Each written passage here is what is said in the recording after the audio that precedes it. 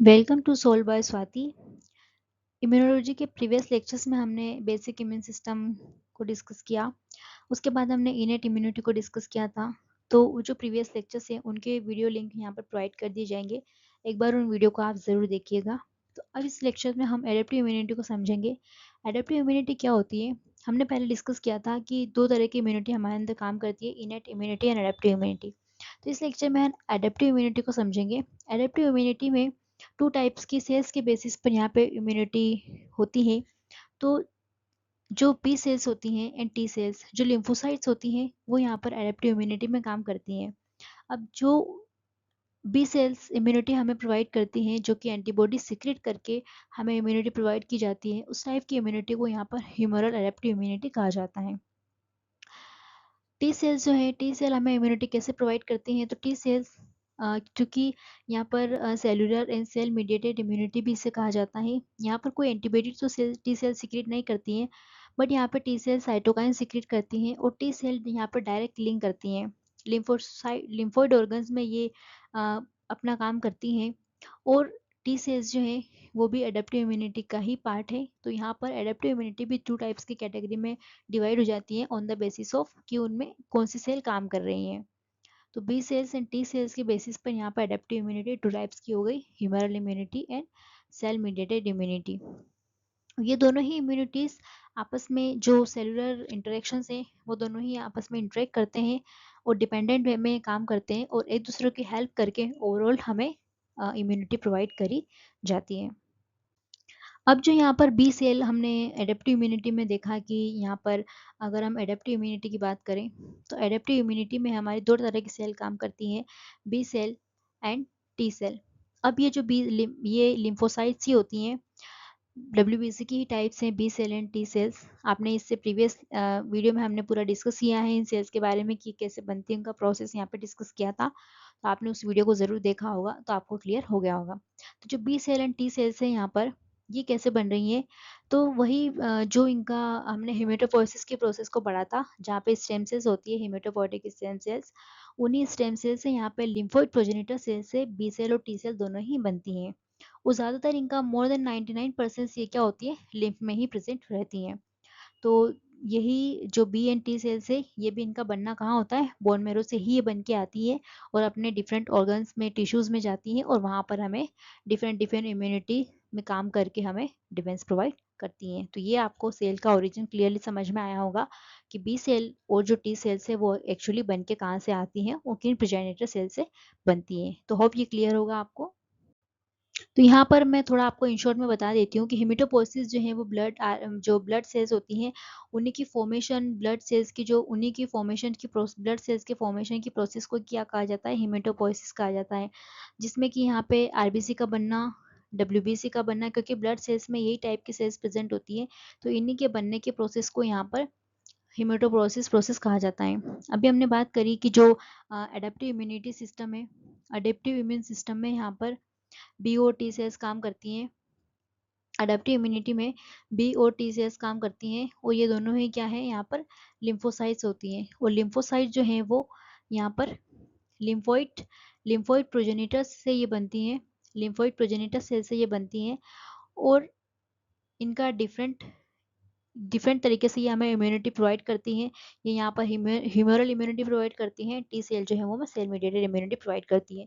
तो यहाँ पर हम पिक्चर में देख सकते हैं कि जो हमारा लिम्फोइड प्रोजेनिटर सेल्स है, उसी से हमारी टी सेल्स भी बनती हैं एंड बी सेल्स भी बनती हैं। तो यहाँ पर टी सेल्स में भी टी सेल्स की दो कैटेगरी हो जाती है, T helper cells and T cytotoxic cells. B cell जो है वो भी यहाँ पर antibody secreting cells, plasma cell हो जाती है।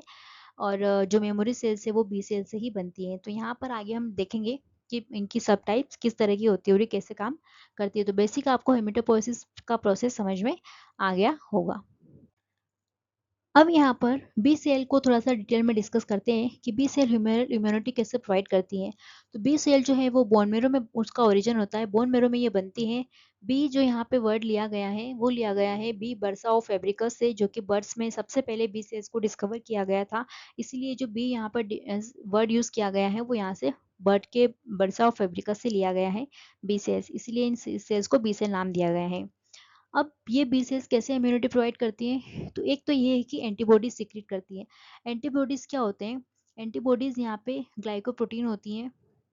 यहाँ पे कार्बोहाइड्रेट प्लस प्रोटीन की ये मॉलिक्यूल बने होते हैं, लार्ज मॉलिक्यूल होते हैं, और ये एंटीबॉडीज की तरह एक्ट करते हैं। एंटीबॉडीज मतलब अगेंस्ट कुछ केमिकल्स मॉलिक्यूल्स होते हैं सेलुलर, जो कि दूसरे लिविंग ऑर्गेनिजम्स वगैरह सीक्रेट करते हैं, तो उन्हें न्यूट्रलाइज करने के लिए एंटीबॉडी सेल बनाती हैं।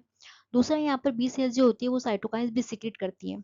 बी सेल का जो मेचुरेशन होता है, वो मेचुरेशन की प्रोसेस यहाँ पे कहाँ, बोन मेरो में ही होती है। मतलब बी सेल का ओरिजिन एंड मेचुरेशन दोनों ही यहाँ पे बोन मेरो में होता है। बी सेल जो है यहाँ पर, बी सेल अभी नई नई है, ये जस्ट बोन मेरो में बनी है, और बोन मेरो में क्या है, अभी ये मेच्योर नहीं हुई है। तो ये कब मेच्योर होगी? अभी जस्ट ये नई नई बनी है, अभी इसे कुछ भी पता नहीं है कि किस एंटीजन से हमें फाइट करना है, किस पैथोजन से हमें फाइट करना है। अभी इस बी सेल को अभी किसी भी प्रकार की कोई ट्रेनिंग नहीं दी गई है। अब इसे कैसे पता लगेगा? जब भी कोई बाहर से एंटीजन आता है, हमने इससे प्रीवियस लेक्चर में एंटीजन को डिस्कस किया है, तो आप यहाँ पर लिंक प्रोवाइड कर दी जाएगी प्रीवियस लेक्चर्स में, तो आप उस एंटीजन को जरूर समझिएगा, तो आपको क्लियर हो जाएगा। एंटीजन के साथ जब बी सेल का इंटरेक्शन होता है, तब इस बी सेल को पता लगता है कि अच्छा, बाहर से आए हुए फॉरेन सब्सटेंस को हमें एंटीजन की तरह ट्रीट करना है, और उसके बाद इस बी सेल को सिग्नल मिलने के बाद ये अपने नंबर्स को बढ़ाती हैं। उसके बाद ये स्पेसिफिक फंक्शन के लिए क्या होती है, डिफरेंशिएट हो जाती है। मतलब ये अब इसे यहाँ पर पता लग गया है कि मुझे किस तरह का काम करना है। तो बी सेल उसके बाद यहाँ पर दो सेल में डिवाइड होती है, plasma cells and memory cells. Plasma cells का काम क्या होता है, यहाँ पर लगातार एंटीबॉडीज सिक्रीट करना। उस स्पेसिफिक टाइप के एंटीजन के अगेंस्ट यहाँ पे एंटीबॉडीज ग्लाइकोप्रोटीन्स बनाए जाएंगे, और वो ग्लाइकोप्रोटीन्स क्या करेगा, वो जो ग्लाइकोप्रोटीन बनाएगा वो इस एंटीजन को यहाँ पर न्यूट्रलाइज करने का काम करेगा, मतलब इसके इफेक्ट को क्या करेगा, कम करेगा। दूसरा जो यहाँ पे मेमोरी सेल्स बनती है, वो मेमोरी सेल्स यहाँ पे क्या करेगी, इस आने वाला जो एंटीजन है, ये जो बाहर से यहाँ पर एंटीजन आया है, उस एंटीजन की क्या करेगी, ये मेमोरी स्टोर करेगी, और नेक्स्ट टाइम जब ये एंटीजन दोबारा बॉडी में एंटर करेगा, तो ये मेमोरी सेल क्या करेगी, पूरे इम्यून सिस्टम को अलर्ट करेगी, और बताएगी कि यहाँ पे ये एंटीजन दोबारा आया है, तो इजीली यहाँ पर इम्यून सिस्टम उसे क्या कर देगा, डिस्कार्ड कर देगा। अब ये जो एंटीबॉडीज यहाँ पे बनती हैं, ये काम करती है न्यूट्रलाइज करने का। जो भी एंटीजेंस आते हैं बाहर से, फॉरेन सब्सटेंस, उन्हें न्यूट्रलाइज करने का काम करती हैं, और एक्स्ट्रा सेलुलर पैथोजेंस को बॉडी से एलिमिनेट करने का काम करती हैं। जो भी सेल्युबल एंटीबॉडीज बी सेल बनाती हैं, यहाँ पर कुछ पैथोजेंस को एंटीबॉडी क्या करती है कि यहाँ पर कुछ पैथोजन को एंटीबॉडीज जो भी बनती हैं बी सेल के द्वारा, वो एंटीबॉडी यहाँ पे इस पैथोजन को क्या करेगी, चारों तरफ से कवर कर लेगी, यहाँ पे पूरा इसकी कोटिंग कर लेगी, जिससे कि जो हमारी फेगोसाइटिक सेल होती है, उन्हें यहाँ पे इजीली पैथोजन पहचानने में आ जाता है। अब इसका इजीली क्या कर दिया जाएगा, यहाँ पर फेगोसाइटोसिस कर दिया जाएगा। और फेगोसाइटोसिस सेल्स के बारे में हम ऑलरेडी डिस्कस कर चुके हैं। जो मैक्रोफेजेस होती है, मेनोसाइट्स होती है, न्यूट्रोफिल्स वगैरह, ये यहाँ पे फेगोसाइटोसिस का काम करती हैं, और इस पैथोजन को यहाँ से क्या कर दिया जाएगा, डिस्ट्रॉय कर दिया जाएगा। तो ऐसे करके यहाँ पे बी सेल काम करती है। होप आपको समझ में आया होगा। अब जैसे अभी हमने बी सेल के इसमें डिस्कस किया, तो बी सेल क्या करती हैं कि बी सेल यहाँ पर जो पैथोजन है, वो पैथोजन कहाँ कहाँ जा सकता है, आइदर वो एक्स्ट्रा सेलुलर स्पेस में हो सकता है, एक्स्ट्रा सेलुलर मतलब सेल्स के बाहर, और दूसरा होता है इंटरसेल्युलर, या तो उसने सेल के अंदर एंट्री ले ली है, ठीक है, ये इनसाइड सेल आ गया है, या फिर वो एक्स्ट्रा सेलुलर फ्लूइड्स में हो सकता है, टिश्यूज के बाहर, जो सेल्स के बाहर की जो एरिया मतलब पार्ट है, वहां पे वो हो सकता है। तो पैथोजन या तो सेल के अंदर होगा या सेल के बाहर होगा। इन दोनों पैथोजन से अलग अलग तरह के निपटने के यहाँ पे प्रोसेस होते हैं। जो एक्स्ट्रा सेलुलर पैथोजेंस होंगे, या सेल के बाहर उन्होंने कोई एंटीजेंस रिलीज किया है, तो उनको निपटने के लिए यहाँ पे एंटीबॉडीज काम करती है। तो एंटीबॉडी जो है वो एक्स्ट्रा सेलुलर पैथोजेंस के लिए इफेक्टिव होती है। दूसरा जो जो एंटीबॉडीज होती हैं, वो सोल्यूबल एंटीजेंस जो भी होंगे उनके लिए एंटीबॉडीज काम करती है। इंट्रासेल्युलर पैथोजेंस के लिए, या इंटरसेल्युलर अगर सेल के अंदर कोई पैथोजन चला गया है, तो उसके लिए एंटीबॉडीज काम नहीं करेगी। राइट, या मैं समझ लेना क्लियरली, पहले ये आपको क्लियर हो जाना चाहिए, यहाँ पे कोई कंफ्यूजन नहीं होना चाहिए। अब जो पैथोजन सोल्यूबल फॉर्म में बाहर है, ठीक है, उनके लिए तो एंटीजन काम करेगा, लेकिन कोई इन्फेक्टेड सेल है जिसके अंदर पैथोजन चला गया है, अब उसके लिए एंटीबॉडीज काम नहीं करेगी। ठीक है, तो इंटरसेल्युलर पैथोजन के लिए बॉडी काम, जो पैथोजन एंटीबॉडीज है वो काम नहीं करेगी। तो अब पैथोजन से दो तरीके से निपटना है, एक तो सेल के बाहर है तो उसको कैसे एलिमिनेट करना है, दूसरा सेल के अंदर है उसे कैसे एलिमिनेट करना है। तो इसी के लिए यहाँ पे दो अलग अलग एडेप्टिव इम्यून सिस्टम में इम्यूनिटी अलग अलग तरीके से डेवलप की गई है। एक्स्ट्रा सेलुलर पैथोजन को एलिमिनेट करने के लिए यहाँ पे ह्यूमरल इम्यूनिटी बनाई गई, क्योंकि वो एंटीबॉडीज के बेस पे काम करती हैं। वो सेल के अंदर कोई पैथोजन है तो उसे एलिमिनेट करने के लिए, क्योंकि ये वाली काम नहीं करेगी, तो अब यहाँ पे टी सेल्स की जरूरत है। अब वो टी सेल्स क्या करेगी, इस इंटरसेलुलर पैथोजन को रिमूव करेगी। तो यहाँ पे जो भी सेल्स के अंदर पैथोजन इंटर हो जाते हैं उन इन्फेक्टेड सेल के अंदर, यहाँ पर टी सेल क्या करती है, काम करती हैं। और टी सेल्स क्या करती हैं, इंटरसेलुलर पैथोजेंस के लिए इफेक्टिव होती हैं। टी सेल्स क्या करती है, यहाँ पे रिक्रूट करती हैं फेगोसाइटोसिस सेल को। यहाँ पे क्या करती हैं, रिक्रूट करती हैं फेगोसाइटोटिक सेल्स को, जिससे कि क्या हो, ये टी सेल्स इन्होंने क्या किया कि फेगोसाइटोसिस सेल्स को इन्फॉर्म कर दिया कि सेल के अंदर कोई, इस सेल के अंदर कोई यहाँ पे इंटरसेलुलर पैथोजन है, उसे यहाँ पे एलिमिनेट करना होगा। तो सेल का इनगल्फमेंट करके यहाँ पे उसे डिस्ट्रॉय कर दिया जाएगा। दूसरा, ये टी सेल्स खुद यहाँ पर क्या होती हैं, डायरेक्ट सेल की किलिंग भी करती है। मान लो कोई इन्फेक्टेड सेल है तो डायरेक्ट ये उसे क्या कर देगी, किल कर देगी। तो दोनों ही तरीके से यहाँ पे इम्यूनिटी काम करती है। अब जब एक्स्ट्रा सेलुलर सेल के बाहर पैथोजन है या सेल के अंदर पैथोजन है, तो यहाँ पर अगर हम जैसे एक्स्ट्रा सेलुलर में क्या हो सकता है, यहाँ पर ब्लड हो सकता है, लिम्फ हो सकता है, सेल के बीच की स्पेस हो सकती है। यहाँ पे किसी virus, bacteria, protozoa, fungi, warm, कुछ ऑर्गेनिजम्स में यहाँ पर इन्फेक्शन किया है, तो उसके लिए यहाँ पे क्या होती है, एंटीबॉडीज काम करती हैं। एंटीबॉडीज को इन पैथोजेंस को इलिमिनेट करना होगा जो कि सेल के बाहर है। कॉम्प्लीमेंट सिस्टम भी यहाँ पे काम करता है। कॉम्प्लीमेंट सिस्टम को हम बाहर पढ़ेंगे। और फेगोसाइटोसिस भी इन पैथोजन के एलिमिनेट के लिए यूजफुल होती है। अब मान लो ये टिश्यूज हैं और टिश्यूज के सरफेस पे, यहाँ पे एपिथेलियल सरफेस पे अगर पैथोजन है, जैसे कि यहाँ पे कुछ एग्जांपल दिए हुए हैं जो कि एपिथेलियल सरफेस को इम्पैक्ट करते हैं। हेलिकोबैक्टीरिया पायरोल जो कि अल्सर कॉज करता है स्टमक के अंदर। विब्रिया कोलेरा बैक्टीरिया जो कि कोलेरा कॉज करता है। Pneumonia, gonorrhoea, right. ये कुछ ऐसे वॉर्म्स है, कैंडिडा एल्बिगेंस, फंगस वगैरह जो कि एपिथेलियल सरफेस को डैमेज करती हैं। तो इनके लिए यहाँ पर एंटी माइक्रोबियल पेप्टाइड्स बनाए जाएंगे। कुछ ऐसे प्रोटीन, छोटे छोटे प्रोटीन्स बनाए जाएंगे जो कि इन्हें, इन पैथोजन के इफेक्ट को कम करेंगे। यहाँ पे एंटीबॉडीज भी इफेक्टिव होती है और कुछ एंटीबॉडीज यहाँ पे बनाई जाएगी इन्हें एलिमिनेट करने के लिए। अब सेल के अंदर कोई आ गया है तो सेल के अंदर वो कहाँ प्रेजेंट है, सेल के अंदर वो मान लो यहाँ पर सेल बनाती हूँ मैं, यहाँ पे सेल है, ये साइटोप्लाज्म है, ठीक है। ये यहाँ पे सेल है, यहाँ पे साइटोप्लाज्म है। तो सेल के अंदर पैथोजन कहाँ है, वो साइटोप्लाज्म में प्रेजेंट है या सेल के अंदर जो वैक्यूल्स होते हैं उन वैक्यूल्स में प्रेजेंट है। तो अगर वो साइटोप्लाज्म में प्रेजेंट है, जैसे कुछ वायरस होते हैं, क्लाइमेडिया स्पीशीज, इक्टेशिया, प्रोटोजुआ, ये यहाँ पे अगर साइटोप्लाज्म में प्रेजेंट है तो इनके लिए किसको काम करना पड़ेगा, एनके सेल्स को काम करना पड़ेगा। जो नेचुरल किलर सेल्स होती है, साइटोटॉक्सिक टीसी सेल्स होती हैं, इन्हें काम करना पड़ेगा। और इस सेल को क्या करना होगा, पूरा का पूरा इस सेल को मार दो, ठीक है। ये इन्फेक्टेड सेल है, इसे ही किल कर दो ताकि दूसरी आसपास के सेल में इन्फेक्शन ना फैले। तो यहाँ पे हमने इनके सेल और टीसी से इनके सेल्स के बारे में ऑलरेडी डिस्कस किया है। वेसिकल्स के अगर सेल के अंदर अगर वेसिकल्स में पैथोजन चला गया है, जैसे कि यहाँ पे एग्जांपल होता है माइकोबैक्टीरियम, यर्सिनिया पेस्टिस, निमोफिलिया, क्रिप्टोकोकस, लेशमेनिया, ये सब स्पीशीज यहाँ पे वैक्यूल्स के अंदर प्रेजेंट होती है, वेसिकल्स के अंदर प्रेजेंट होती है सेल में। जिसके लिए कौन सी सेल्स काम करेगी, टी सेल्स इफेक्टिव होती है, नेचुरल किलर सेल्स यहाँ पे काम करेगी, मैक्रोफाजिस का एक्टिवेशन होगा और इन तरीके से इन्हें यहाँ पर इंटरसेलुलर पैथोजन को क्लियर किया जाएगा। तो यहाँ पे दोनों तरह की अलग अलग सिस्टम काम कर रहे हैं कि सेल के अंदर है तो कैसे निपटना है और सेल के बाहर है तो कैसे निपटना है। तो होप ये कॉन्सेप्ट आपको क्लियर होगा, क्योंकि ये बहुत इंपॉर्टेंट कॉन्सेप्ट है। अगर आपको ये समझ में आता है तो आगे क्या पूरा इम्यून सिस्टम आपको क्लियर हो जाएगा कि कौन सा कहाँ पे काम करता है, क्योंकि एग्जाम में यही पूछा जाता है, यही कंफ्यूजन क्रिएट करता है कि कौन सा कहाँ काम कर रहा है।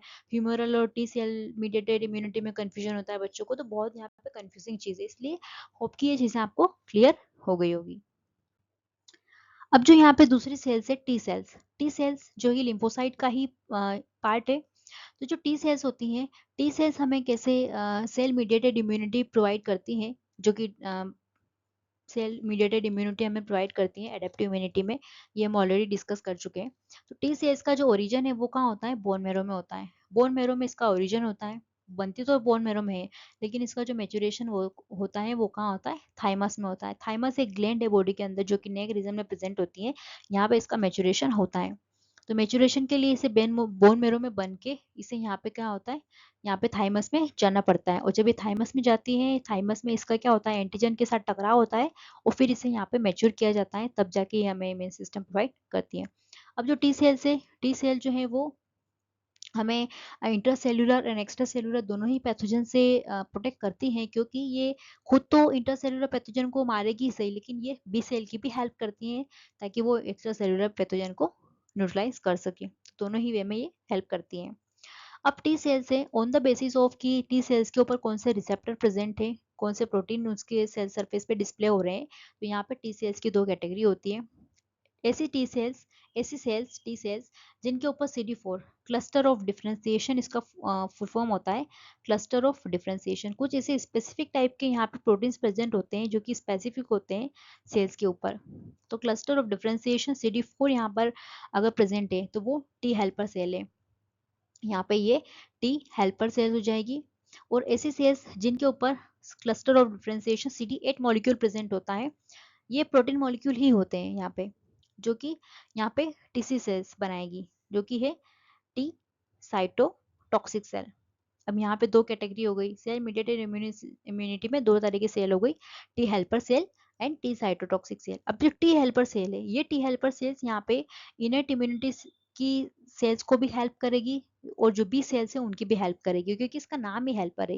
ये दूसरी सेल्स जब भी फाइट करेगी पैथोजन वगैरह से, एंटीजन से, तो यहाँ पे ये उनकी मदद करेगी, इसका काम ही है मदद करना। लेकिन जो टी साइटोटॉक्सिक सेल है, ये यहाँ पे किलिंग करेगी। साइटोटॉक्सिक है मतलब कोई वायरस इन्फेक्टेड सेल हो गई या पैथोजन इन्फेक्टेड सेल हो गई, उसकी डायरेक्ट किलिंग यहाँ पे ये टी साइटोटॉक्सिक सेल करती है। ट्यूमर सेल्स हो गई, उनको डायरेक्ट मारने का काम होता है।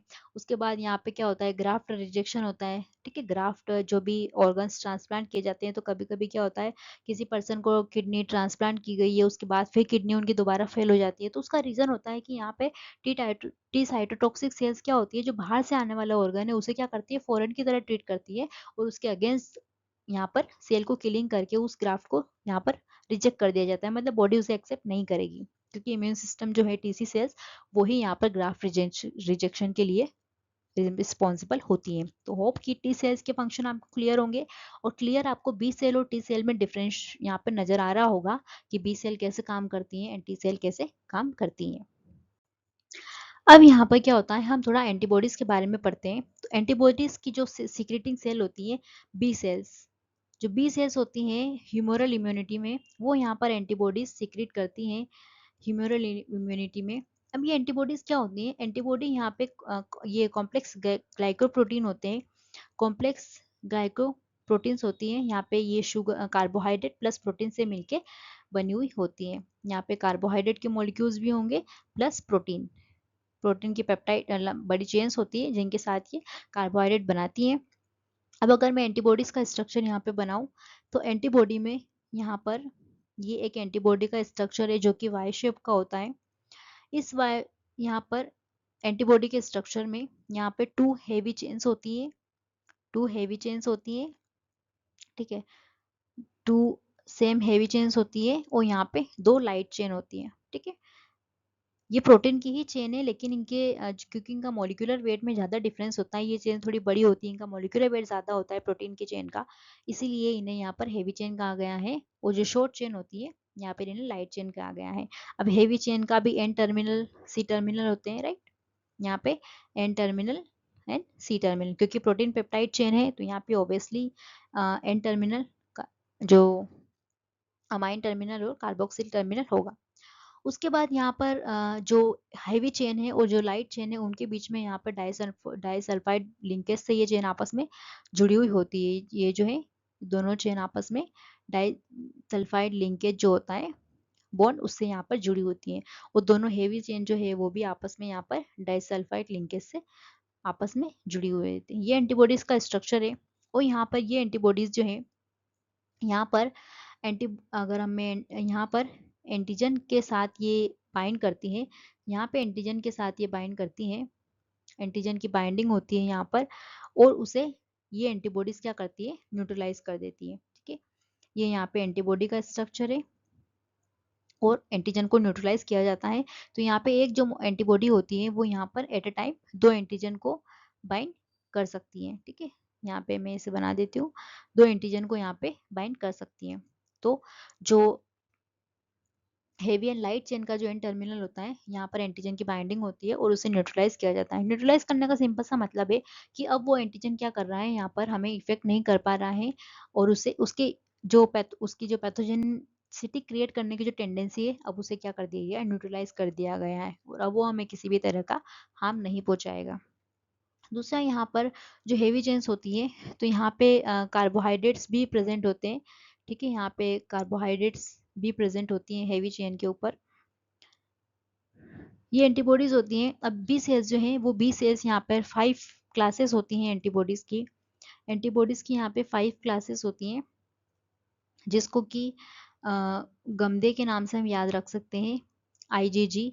इन्हीं को इम्यूनोग्लोबुलिन भी कहा जाता है, क्योंकि इनका जो स्ट्रक्चर होता है वो ग्लोबुलिन प्रोटीन होता है और क्योंकि ये इम्यून सिस्टम में काम करती है, इसलिए इसे इम्यूनोग्लोबुलिन कहा जाता है, राइट।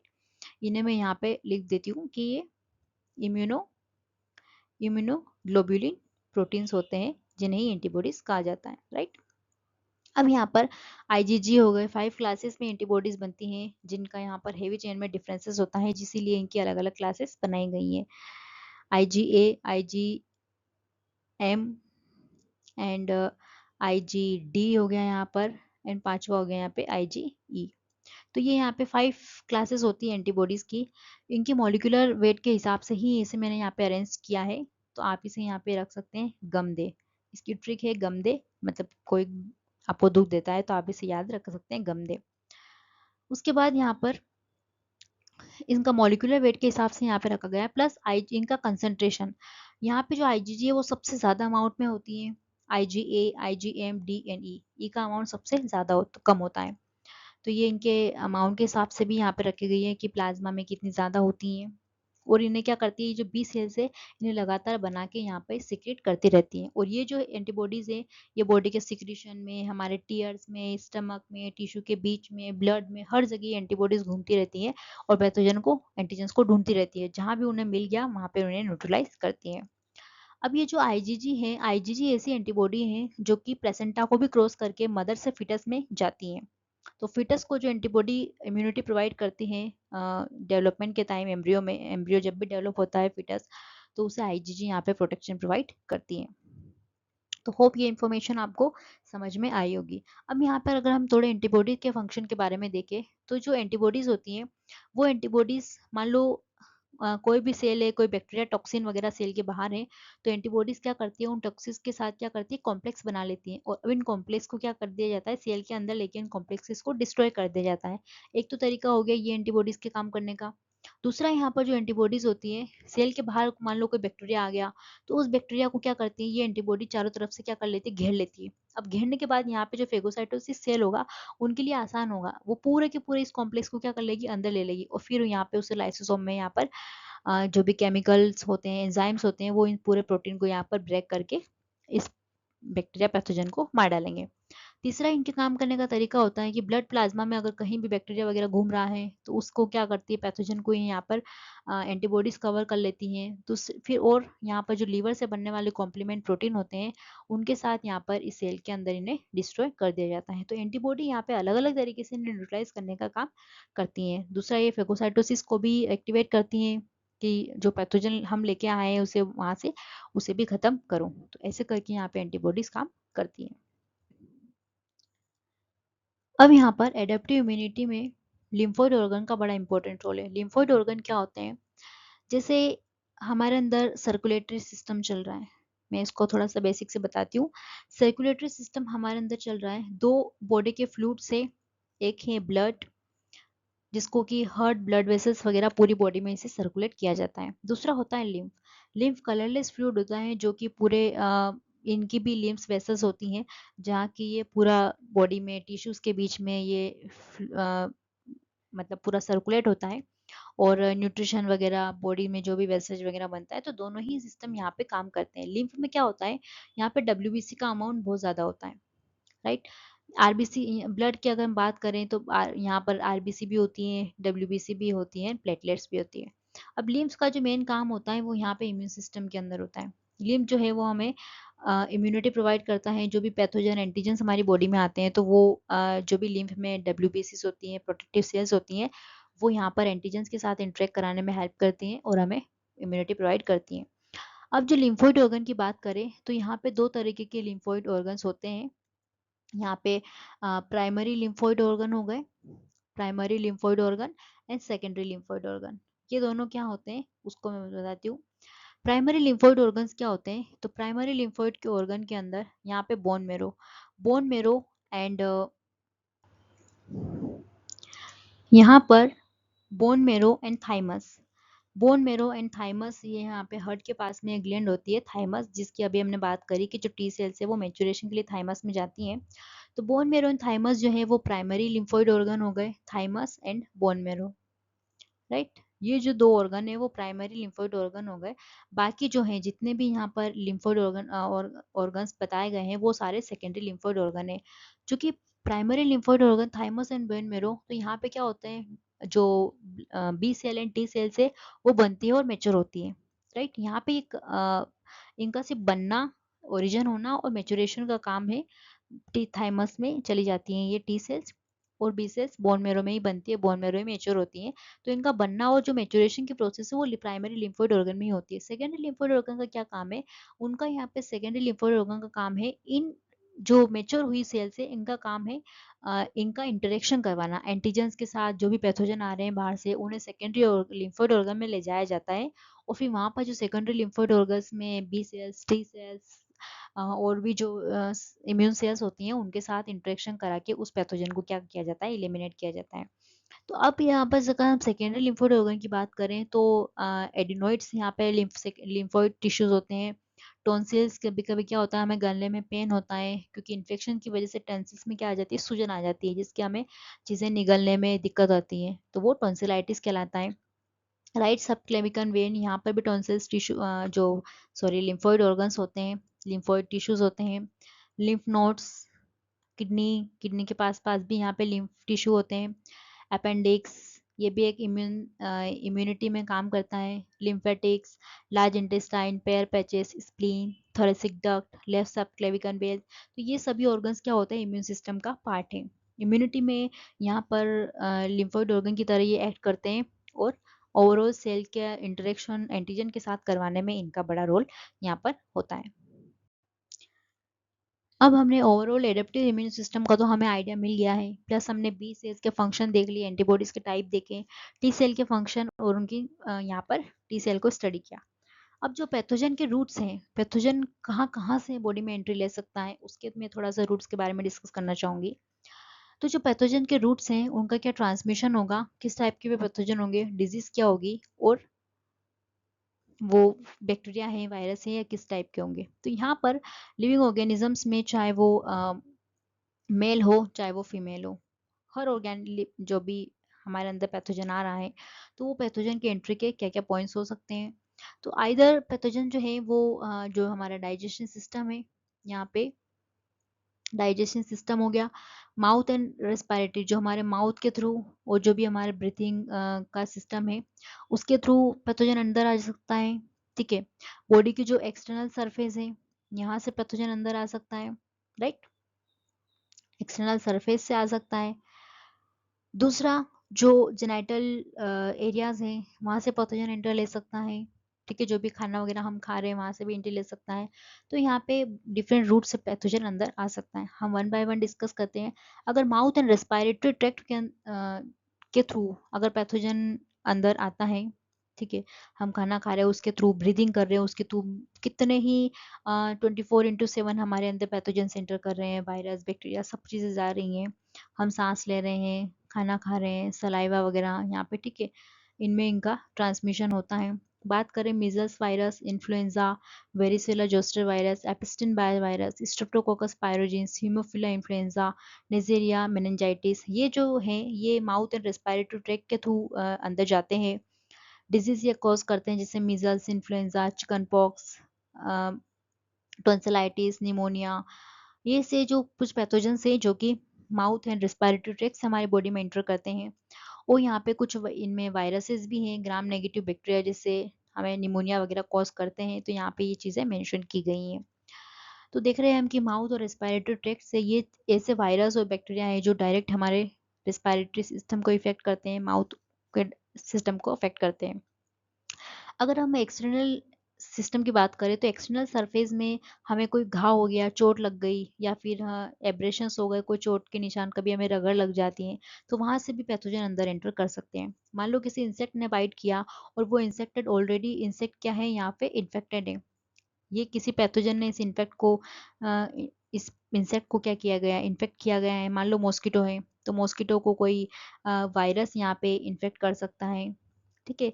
यहाँ पे कोई पैरासाइट अगर मॉस्किटो के अंदर है और वो मॉस्किटो अगर हमें बाइट कर दे तो यहाँ पे भी उस मॉस्किटो ने इनडायरेक्टली हमारे अंदर क्या कर दिया, पैथोजन को एंटर करा दिया। अब अगर वाउंड एंड एब्रेशंस की बात करें, जो भी हमें चोट घाव लग जाती है वहाँ पर माइनर छोटे मोटे कट लग जाते हैं, स्किन थोड़ी बहुत रप्चर हो जाती है, तो वहाँ से भी पैथोजन हमारे बॉडी के अंदर जा सकते हैं। अब उसकी एग्जांपल है Bacillus anthracis, Clostridium tetani and Francisella tularensis. जैसे कि हमें कभी कभी क्या होता है, लोहे से चोट लग जाती है, लोहे की किसी भी वस्तु से चोट लगती है तो हमें क्लोस्ट्रीडियम टिटेनी वगैरह का इन्फेक्शन हो जाता है, जिसके कि हमें फिर बूस्टर शॉट्स दिए जाते हैं। यहाँ पर ये एंथ्रेक्स डिजीज कोज करते हैं, टिटनेस कोज करते हैं, लोहे की बीमारियों से जो बैक्टीरिया हमारे अंदर जाता है वो टिटनेस यहाँ पे कोज करता है, जिसके इंजेक्शन वैक्सीन भी लगाई जाती हैं। ये सब ये gram positive bacteria, gram negative bacteria भी यहाँ पे इन्फेक्ट करते हैं, जो कि यहाँ पे टेबल में मेंशन किया गया है। अब अगर इंसेक्ट बाइट के थ्रू बात करें तो एडिस एजिप्टाई की बात करें, जो कि मॉस्किटो बाइट के थ्रू हमारे बॉडी में एंटर करता है। Deer ticks bites, mosquito bite, Anopheles, ठीक है, ये प्लाज्मोडियम को पहुंचाता है हमारे अंदर। और जो एडिस एजिप्टाई है वो फ्लेवी वायरस को हमारे अंदर पहुंचाता है, जो कि येलो फीवर कोज करता है। प्लाज्मोडियम यहाँ पे मलेरिया कोज करता है। वायरस प्रोटोजोन ये किस कैटेगरी में है यहाँ पे मेंशन किया गया। तो इन रूट से यहाँ पर पैथोजन हमारे अंदर एंटर ले सकता है, राइट, जिससे कि हमें इन्फेक्शन होता है।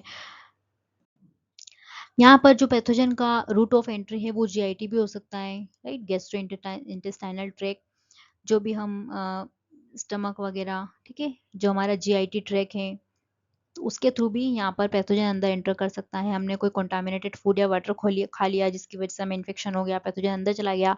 जैसे कि एग्जांपल है यहाँ पे जो कि जीआईटी से एंटर करते हैं, rotavirus, hepatitis A, Salmonella typhimurium enteritis, Vibrio cholerae, Salmonella typhi, Trichuris trichiura. तो ये कुछ ऐसे पैथोजेंस हैं जो कि हमारे जीआईटी के ट्रैक्ट के थ्रू अंदर एंटर करते हैं। यहाँ पे क्या कॉज करते हैं, diarrhoea, jaundice, food poisoning, cholera, typhoid fever, trichuriasis, ये ऐसे डिजीजेस हैं जो कि हमें जीआईटी के इन्फेक्शन की वजह से होती हैं। यहाँ पे किस कैटेगरी में है ये मेंशन किया गया है कि ये ग्राम पॉजिटिव है, ग्राम नेगेटिव है, हेल्म पैरासाइट्स हैं, राइट, वायरसेस हैं, तो यहाँ पे ये मेंशन किया गया है।